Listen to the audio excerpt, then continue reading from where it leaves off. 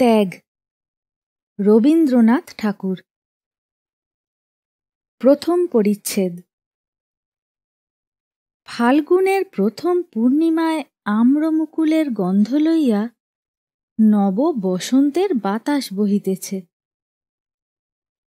পুষ্করিণী তীরের একটি পুরাতন লিচু গাছের ঘন পল্লবের মধ্য হইতে একটি নিদ্রাহীন অশান্ত পাপিয়ার গান মুকুজ্জেদের বাড়ির একটি নিদ্রাহীন শয়ন গৃহের মধ্যে গিয়া প্রবেশ করিতেছে। হেমন্ত কিছু চঞ্চলভাবে কখনো তার স্ত্রীর একগুচ্ছ চুল খোঁপা হইতে বিশ্লিষ্ট করিয়া লইয়া আঙুলে জড়াইতেছে, কখনো তাহার বালাতে চুড়িতে সংঘাত করিয়া ঠুং ঠুং শব্দ করিতেছে, কখনো তাহার মাথার ফুলের মালাটা টানিয়া স্থানচ্যুত করিয়া তাহার মুখের উপর আনিয়া ফেলিতেছে। সন্ধ্যাবেলাকার নিস্তব্ধ ফুলের গাছটিকে সচেতন করিয়া তুলিবার জন্য বাতাস যেমন একবার এপাশ হইতে একবার ওপাশ হইতে একটু আধটু নাড়াচাড়া করিতে থাকে, হেমন্তের কতকটা সেই ভাব। কিন্তু কুসুম সম্মুখের চন্দ্রলোক প্লাবিত অসীম শূন্যের মধ্যে দুই নেত্রকে নিমগ্ন করিয়া দিয়া স্থির হইয়া বসিয়া আছে। স্বামীর চাঞ্চল্য তাহাকে স্পর্শ করিয়া প্রতিহত হইয়া ফিরিয়া যাইতেছে। অবশেষে হেমন্ত কিছু অধীরভাবে কুসুমের দুই হাত নাড়া দিয়া বলিল, কুসুম, তুমি আছো কোথায়? তোমাকে যেন একটা মস্ত দূরবীন কষিয়া বিস্তর ঠাহর করিয়া বিন্দুমাত্র দেখা যাইবে, এমনই দূরে গিয়া পড়িয়াছ। আমার ইচ্ছা তুমি আজ একটু কাছাকাছি এসো, দেখো দেখি কেমন চমৎকার রাত্রি। কুসুম শূন্য হইতে মুখ ফিরাইয়া লইয়া স্বামীর মুখের দিকে রাখিয়া কহিল, এই জ্যোৎস্না রাত্রি, এই বসন্তকাল, সমস্ত এই মুহূর্তে মিথ্যা হইয়া ভাঙিয়া যাইতে পারে এমন একটা মন্ত্র আমি জানি। হেমন্ত বলিল, যদি জানো তো সেটা উচ্চারণ করিয়া কাজ নাই, বরং এমন যদি কোনো মন্ত্র জানা থাকে যাহাতে সপ্তাহের মধ্যে 3-4 রবিবার আসে, কিংবা রাত্রিটা বিকাল 5টা-5:30 পর্যন্ত টিকিয়া যায়, তো তাহা শুনিতে রাজি আছি। বলিয়া কুসুমকে আর একটু টানিয়া লইতে চেষ্টা করিল। কুসুম সে আলিঙ্গন পাশে ধরা না দিয়া কহিল, আমার মৃত্যুকালে তোমাকে যে কথাটা বলিব মনে করিয়াছিলাম, আজ তাহা বলিতে ইচ্ছা করিতেছে। আজ মনে হইতেছে তুমি আমাকে যত শাস্তি দাও না কেন আমি বহন করিতে পারিব। শাস্তি সম্বন্ধে জয়দেব হইতে শ্লোক আওড়াইয়া হেমন্ত একটা রসিকতা করিবার উদ্যোগ করিতেছিল।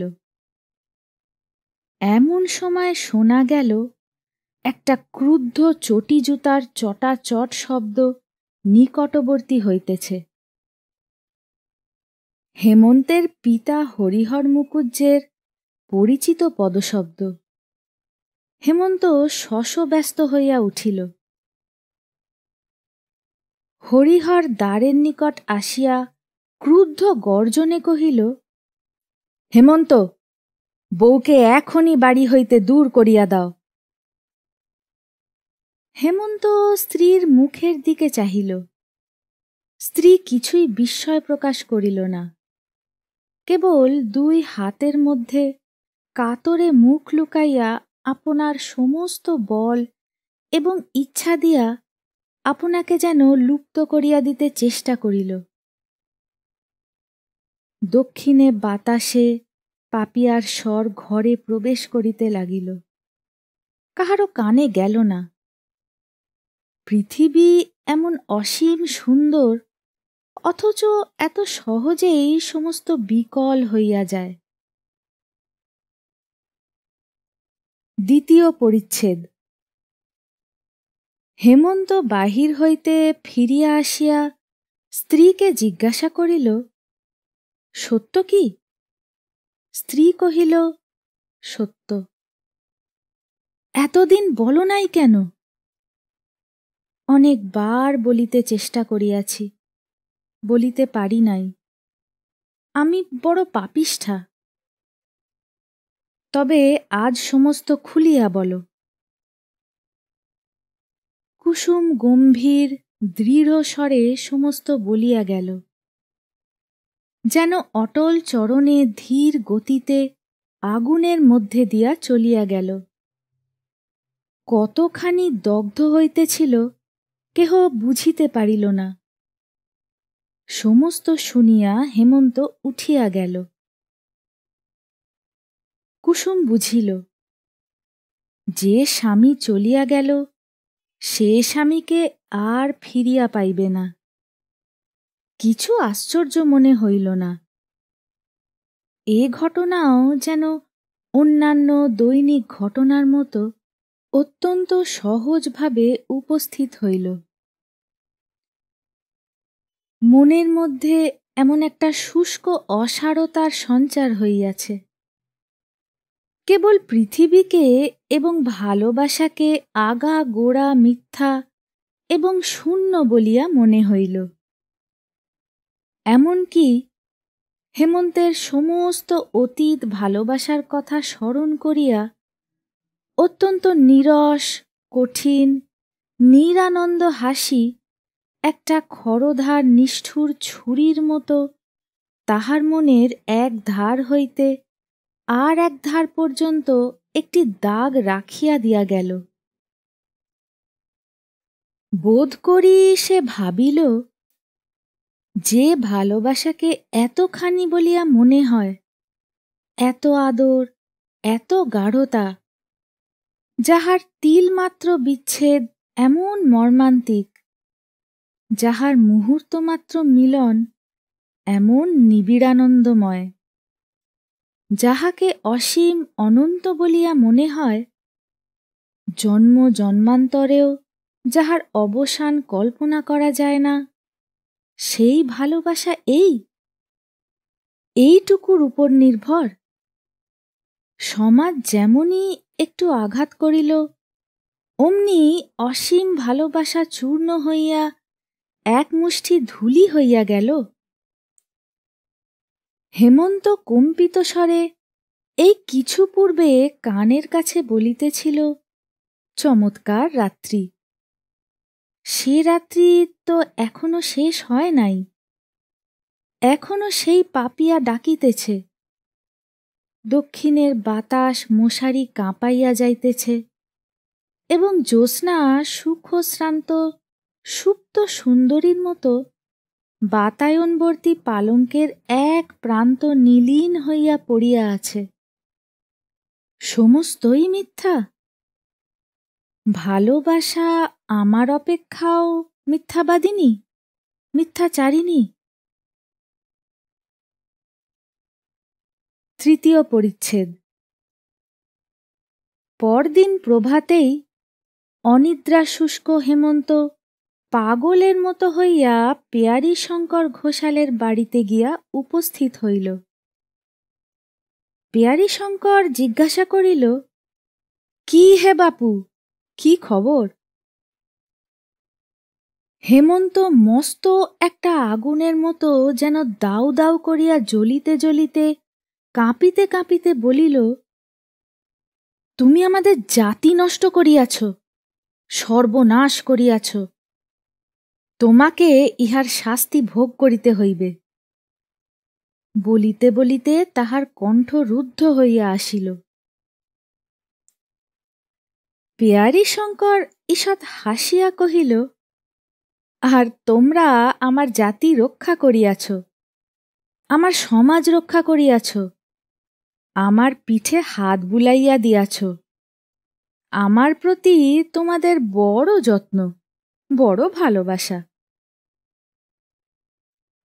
হেমন্তের ইচ্ছা হইল সেই মুহূর্তেই পেয়ারী শঙ্করকে ব্রহ্মতেজে ভস্ম করিয়া দিতে, কিন্তু সেই তেজে সে নিজেই জ্বলিতে লাগিল। পেয়ারী শঙ্কর দিব্য সুস্থ নিরাময়ভাবে বসিয়া রহিল। হেমন্ত ভগ্ন কণ্ঠে বলিল, আমি তোমার কি করিয়াছিলাম? পেয়ারী শঙ্কর কহিল, আমি জিজ্ঞাসা করি, আমার একটিমাত্র কন্যা ছাড়া আর সন্তান নাই। আমার সেই কন্যা তোমার বাপের কাছে কি অপরাধ করিয়াছিল? তুমি তখন ছোট ছিলে, তুমি হয়তো জানো না ঘটনাটা, তবে মন দিয়া শোনো। ব্যস্ত হইও না বাপু, ইহার মধ্যে অনেক কৌতুক আছে। আমার জামাতা নবকান্ত আমার কন্যার গহনা চুরি করিয়া যখন পালাইয়া বিলাতে গেল, তখন তুমি শিশু ছিলে। তাহার পর 5 বৎসর বাদে সে যখন ব্যারিস্টার হইয়া দেশে ফিরিয়া আসিল, তখন পাড়ায় যে একটা গোলমাল বাঁধিল, তোমার বোধ করি কিছু কিছু মনে থাকিতে পারে, কিংবা তুমি না জানিতেও পারো। তুমি তখন কলিকাতা স্কুলে পড়িতে। তোমার বাপ গ্রামের দলপতি হইয়া বলিলেন, মেয়েকে যদি স্বামীগৃহে পাঠানো অভিপ্রায় থাকে, তবে সে মেয়েকে আর ঘরে লইতে পারিবে না। আমি তাহাকে হাতে পায়ে ধরিয়া বলিলাম, দাদা, এ যাত্রা তুমি আমাকে ক্ষমা করো। আমি ছেলেটিকে গোবর খাওয়াইয়া প্রায়শ্চিত্ত করাইতেছি, তোমরা তাহাকে যাতে তুলিয়া লও। তোমার বাপ কিছুতেই রাজি হইলেন না।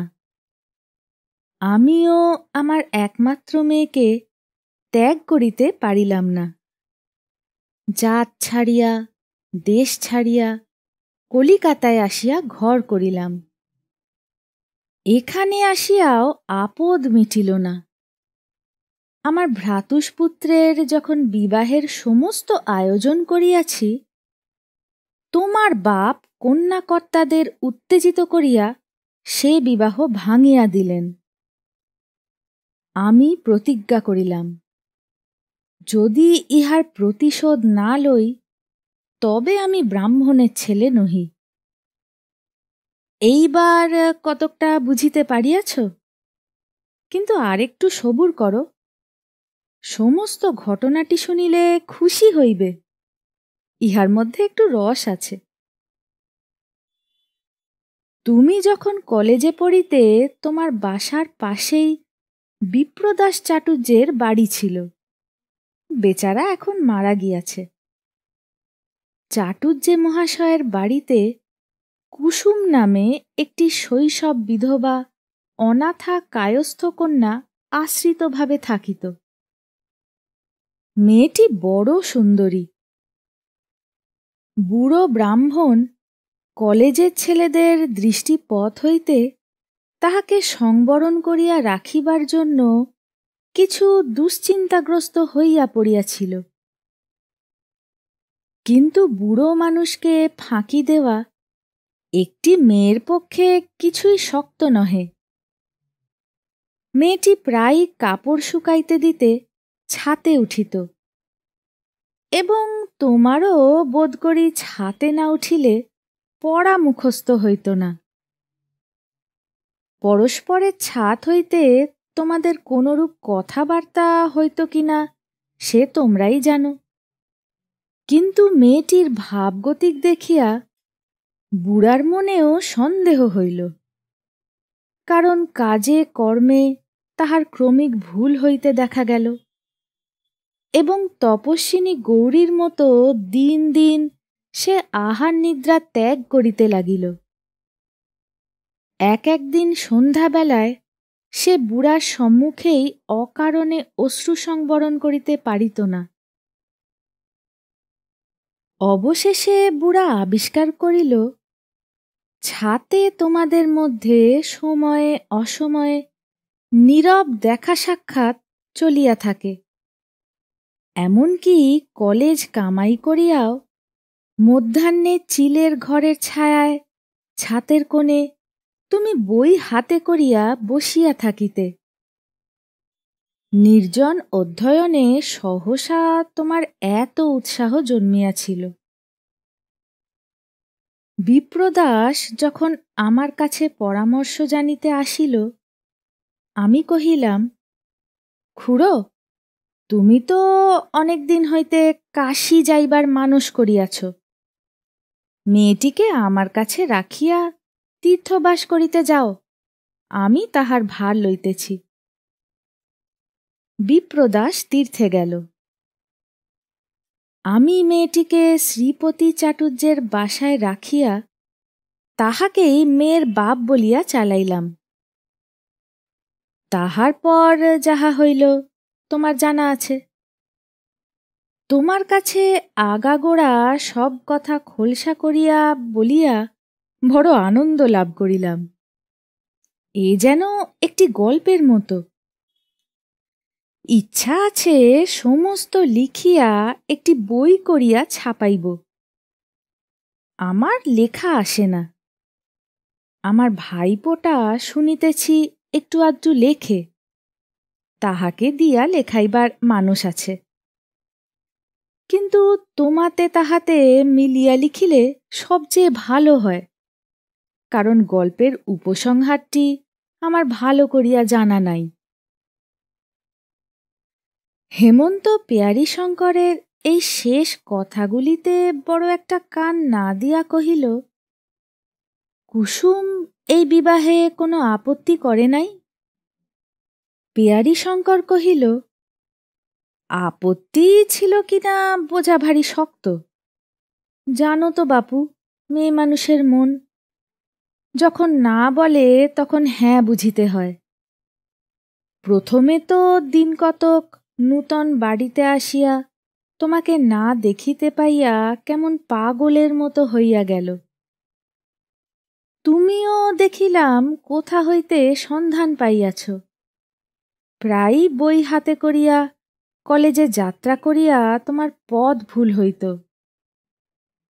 এবং শ্রীপতির বাসার সম্মুখে আসিয়া কি যেন খুঁজিয়া বেড়াইতে। ঠিক যে প্রেসিডেন্সি কলেজের রাস্তা খুঁজিতে, তাহা বোধ হইত না, কারণ ভদ্রলোকের বাড়ির জানালার ভিতর দিয়া কেবল পতঙ্গ এবং উন্মাদ যুবকদের হৃদয়ের পথ ছিল মাত্র। দেখিয়া শুনিয়া আমার বড় দুঃখ হইল। দেখিলাম তোমার পড়ার বড়ই ব্যাঘাত হইতেছে, এবং মেয়েটির অবস্থাও সংকটাপন্ন। একদিন কুসুমকে ডাকিয়া লইয়া কহিলাম, বাছা, আমি বুড়া মানুষ, আমার কাছে লজ্জা করিবার আবশ্যক নাই। তুমি যাহাকে মনে মনে প্রার্থনা করো আমি জানি, ছেলেটিও মাটি হইবার জো হইয়াছে। আমার ইচ্ছা তোমাদের মিলন হয়। শুনিবা মাত্র কুসুম একেবারে বুক ফাটিয়া কাঁদিয়া উঠিল এবং ছুটিয়া পালাইয়া গেল। এমনি করিয়া প্রায় মাঝে মাঝে সন্ধ্যাবেলায় শ্রীপতির বাড়ি গিয়া কুসুমকে ডাকিয়া তোমার কথা পাড়িয়া ক্রমে তাহার লজ্জা ভাঙিলাম। অবশেষে প্রতিদিন ক্রমিক আলোচনা করিয়া তাহাকে বুঝাইলাম যে বিবাহ ব্যতীত পথ দেখি না, তাহা ছাড়া মিলনের আর কোনো উপায় নাই। কুসুম কহিল, কেমন করিয়া হইবে? আমি কহিলাম, তোমাকে কুলীনের মেয়ে বলিয়া চালাইয়া দিব। অনেক তর্কের পর সে এ বিষয়ে তোমার মত জানিতে কহিল। আমি কহিলাম, ছেলেটা একে খেপিয়া যাইবার জো হইয়াছে, তাহাকে আবার এ সকল গোলমালের কথা বলিবার আবশ্যক কি? কাজটা বেশ নিরাপদে নিশ্চিন্তে নিষ্পন্ন হইয়া গেলেই সকল দিকে সুখের হইবে। বিশেষত এ কথা যখন কখনো প্রকাশ হইবার কোনো সম্ভাবনা নাই, তখন বেচারাকে কেন গায়ে পড়িয়া চিরজীবনের মতো অসুখী করা? কুসুম বুঝিল কি বুঝিল না আমি বুঝিতে পারিলাম না। কখনো কাঁদে, কখনো চুপ করিয়া থাকে। অবশেষে আমি যখন বলি, তবে কাজ নাই, তখন আবার সে অস্থির হইয়া উঠে। এইরূপ অবস্থায় শ্রীপতিকে দিয়া তোমাকে বিবাহের প্রস্তাব পাঠাই। দেখিলাম সম্মতি দিতে তোমার তিলমাত্র বিলম্ব হইল না। তখন বিবাহের সমস্ত ঠিক হইল। বিবাহের অনতিপূর্বে কুসুম এমনই বাঁকিয়া দাঁড়াইল, তাহাকে আর কিছুতেই বাগাইতে পারি না। সে আমার হাতে পায়ে ধরে, বলে, ইহাতে কাজ নাই জ্যাঠামশায়। আমি বলিলাম, কি সর্বনাশ! সমস্ত স্থির হইয়া গেছে, এখন কি বলিয়া ফিরাইব? কুসুম বলে, তুমি রাষ্ট্র করিয়া দাও, আমার হঠাৎ মৃত্যু হইয়াছে, আমাকে এখান হইতে কোথাও পাঠাইয়া দাও। আমি বলিলাম, তাহা হইলে ছেলেটির দশা কি হইবে? তাহার বহুদিনের আশা কাল পূর্ণ হইবে বলিয়া সে স্বর্গে চড়িয়া বসিয়াছে, আজ আমি হঠাৎ তাহাকে তোমার মৃত্যু সংবাদ পাঠাইব? আবার তাহার পরদিন তোমাকে তাহার মৃত্যু সংবাদ পাঠাইতে হইবে, এবং সেই দিন সন্ধ্যাবেলায় আমার কাছে তোমার মৃত্যু সংবাদ আসিবে। আমি কি এই বুড়া বয়সে স্ত্রী হত্যা ব্রহ্মহত্যা করিতে বসিয়াছি? তাহার পর শুভ লগ্নে শুভ বিবাহ সম্পন্ন হইল। আমি আমার একটা কর্তব্য দায় হইতে অব্যাহতি পাইয়া বাঁচিলাম। তাহার পর কি হইল তুমি জানো। হেমন্ত কহিল, আমাদের যাহা করিবার তাহা তো করিলেন, আবার কথাটা প্রকাশ করিলেন কেন? পেয়ারীশঙ্কর কহিলেন, দেখিলাম তোমার ছোট ভগ্নীর বিবাহের সমস্ত স্থির হইয়া গেছে। তখন মনে মনে ভাবিলাম, একটা ব্রাহ্মণের জাত মারিয়াছি, কিন্তু সে কেবল কর্তব্যবোধে। আবার আর একটা ব্রাহ্মণের জাত মারা পড়ে, আমার কর্তব্য এটা নিবারণ করা। তাই তাহাদের চিঠি লিখিয়া দিলাম, বলিলাম, হেমন্ত যে শূদ্রের কন্যা বিবাহ করিয়াছে তাহার প্রমাণ আছে। হেমন্ত বহু কষ্টে ধৈর্য সংবরণ করিয়া কহিল, এই যে মেয়েটিকে আমি পরিত্যাগ করিব, ইহার দশা কি হইবে? আপনি ইহাকে আশ্রয় দিবেন? পেয়ারীশঙ্কর কহিলেন, আমার যাহা কাজ তাহা আমি করিয়াছি, এখন পরের পরিত্যক্ত স্ত্রীকে পোষণ করা আমার কর্ম নহে। ওরে, হেমন্তবাবুর জন্য বরফ দিয়া এক গ্লাস ডাবের জল লইয়া আয়, আর পান আনিস। হেমন্ত এই সুশীতল আতিথ্যের জন্য অপেক্ষা না করিয়া চলিয়া গেল। চতুর্থ পরিচ্ছেদ। কৃষ্ণপক্ষের পঞ্চমী। অন্ধকার রাত্রি। পাখি ডাকিতেছে না। পুষ্করিণীর ধারে লিচু গাছটি কালো চিত্রপটের উপর গাঢ়তর কালির দাগের মতো লেপিয়া গেছে। কেবল দক্ষিণের বাতাস এই অন্ধকারে অন্ধভাবে ঘুরিয়া ঘুরিয়া বেড়াইতেছে, যেন তাহাকে নিশিতে পাইয়াছে। আর আকাশের তারা নির্নিমেষ সতর্ক নেত্রে প্রাণপণে অন্ধকার ভেদ করিয়া কি একটা রহস্য আবিষ্কার করিতে প্রবৃত্ত আছে। শয়নগৃহে দীপ জ্বালা নাই। হেমন্ত বাতায়নের কাছে খাটের উপরে বসিয়া সম্মুখের অন্ধকারের দিকে চাহিয়া আছে। কুসুম ভূমিতলে দুই হাতে তাহার পা জড়াইয়া পায়ের উপর মুখ রাখিয়া পড়িয়া আছে।